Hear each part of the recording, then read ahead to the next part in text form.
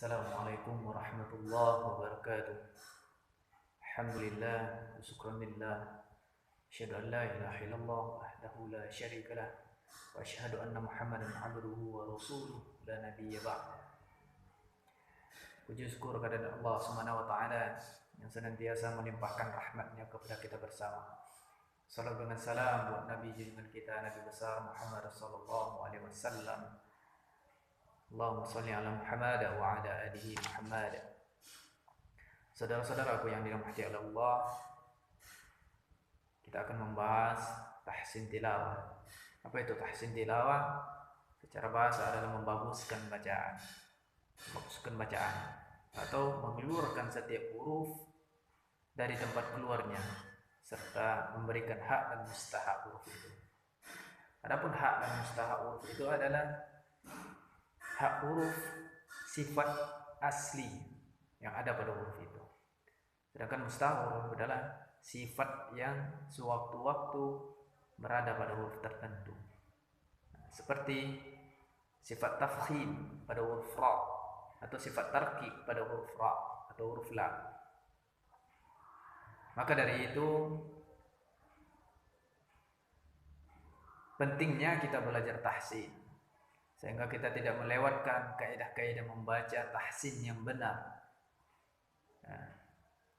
Sehingga makna dari Al-Quran itu sendiri tersampaikan dengan baik kepada orang yang mendengarkannya. Kenapa kita harus mempelajari tahsin? Karena kata Allah, warattilil Qur'ana tartila. Baca Al-Quran itu dengan tartil. Adapun yang dimaksud dengan tartil di situ adalah tajwidul huruf wa ma'rifatul wuquf. Mentajwidkan huruf-huruf serta mengetahui cara-cara berhenti atau wakafnya. Tajwid itu sendiri banyak pengertiannya. Di antaranya adalah mengeluarkan huruf itu dari tempat keluar huruf itu. Itu pengertian dari tajwidnya.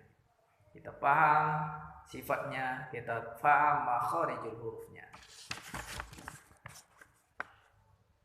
Kemudian kenapa kita harus belajar tahsin tilawah? Yang pertama, kita terhindar dari kesalahan-kesalahan ketika mempelajari Al-Quran. Kita terhindar dari kesalahan-kesalahan fatal dalam membaca Al-Quran. Yang sebenarnya dalam membaca Al-Quran terdapat dua kesalahan. Yang pertama, al-lahnul jali. Yang kedua, lahnul khafi. Lahnul jali adalah kesalahan yang terlihat secara jelas. Contohnya,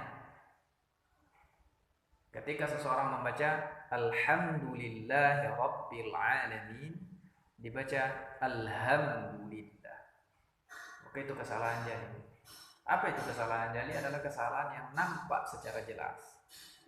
Artinya salah yang merubah makna dari ayat itu sendiri atau dari kata itu sendiri.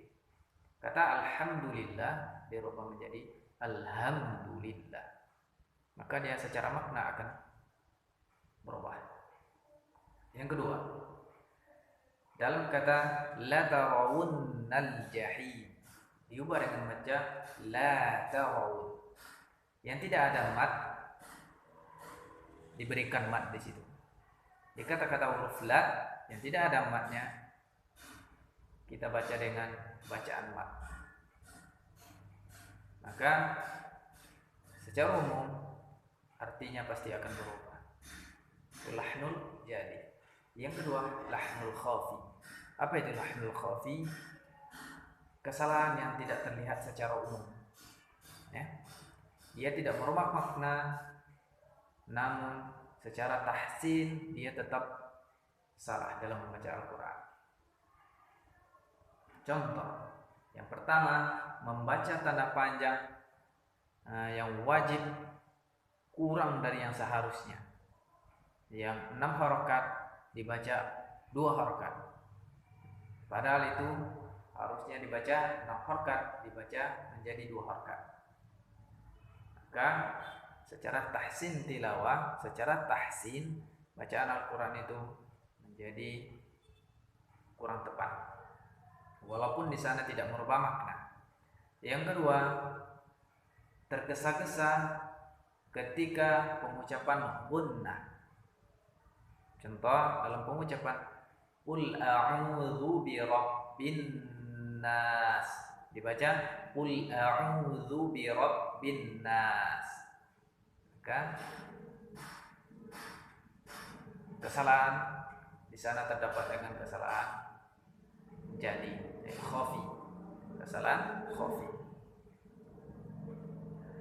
Saudara-saudara, mudah-mudahan apa yang kita sampaikan ini, apa yang kita pelajari hari ini bermanfaat bagi kita hendaknya, amin ya rabbal alamin. Nah, dan untuk pembelajaran berikutnya kita akan lanjutkan cara pengucapan huruf-huruf atau makharijul huruf yang sesuai dengan sifat dan makhraj huruf, sesuai dengan tuntunan Rasulullah sallallahu alaihi wasallam. Assalamualaikum